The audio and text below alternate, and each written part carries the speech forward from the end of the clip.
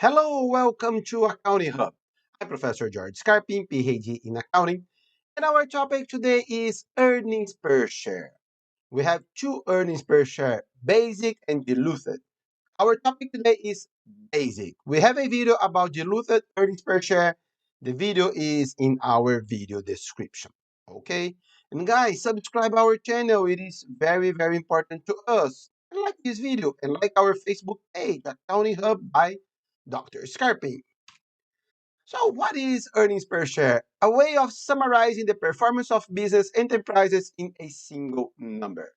The comparability of earnings per share number is maximizing by minimizing the inconsistencies in their calculation from one company to the next. What is the earnings per share? Basic earnings per share. What is the formula? Earnings available to common shareholders, so only common shareholders, not all of the shareholders, divided by weighted average number of common shares outstanding. However, it is more demanding when the number of shares has changed during the reporting period. The earnings available to common shareholders are diminished by dividends to preferred shareholders. We attempt to take into account the impending effect to potential common shares. So let's go to our Excel file and see how do we do that. Whoop.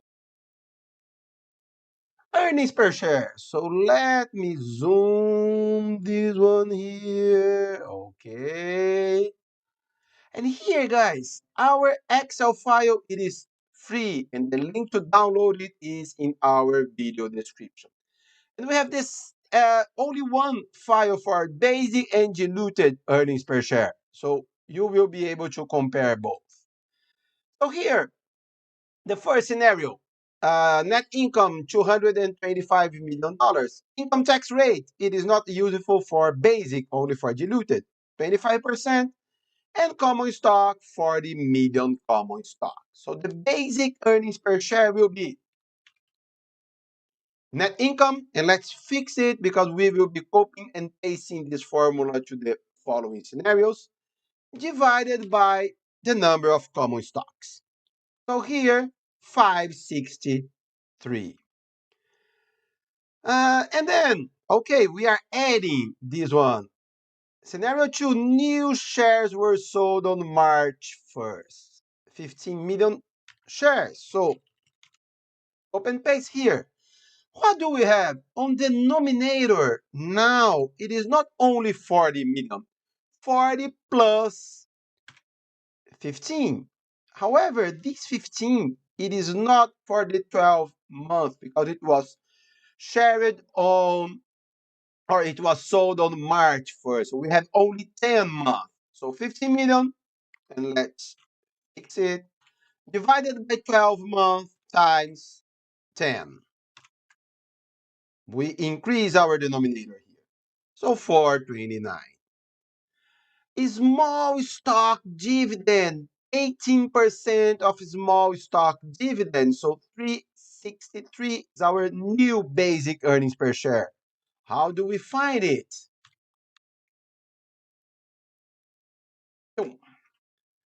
Here we will be increasing our number of stocks by 18%. So what is our formula here? Whoa, whoa. This first one, the common stocks, times 1 plus the small stock dividends. So it is increasing in 18%. And here times 1 plus 18%. We have this 363. So we have this 363 here.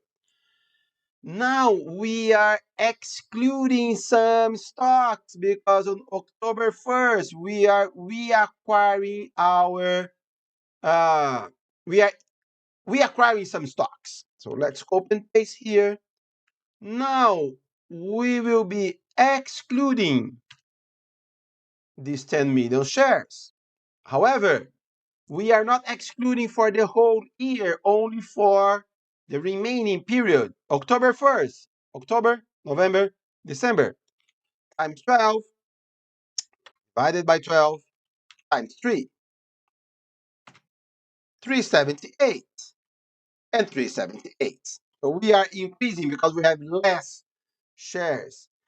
And now we are not changing the number of shares. We are changing the number of our net income because we have preferred dividends, preferred stock dividends. So we are reducing here. So we are reducing 15 million times 6% times $8 per.